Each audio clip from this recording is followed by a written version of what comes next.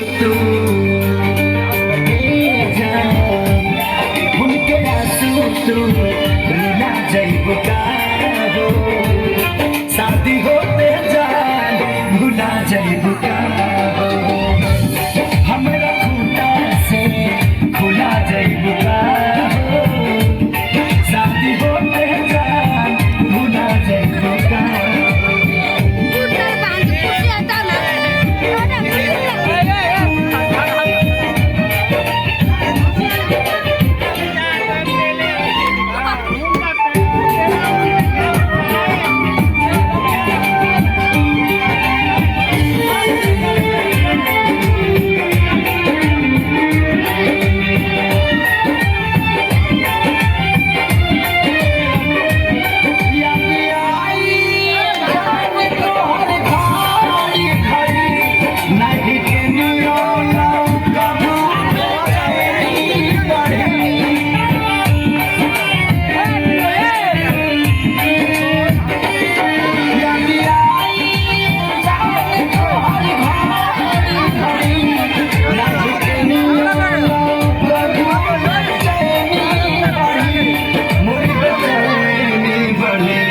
हमरा नाम के मेहदी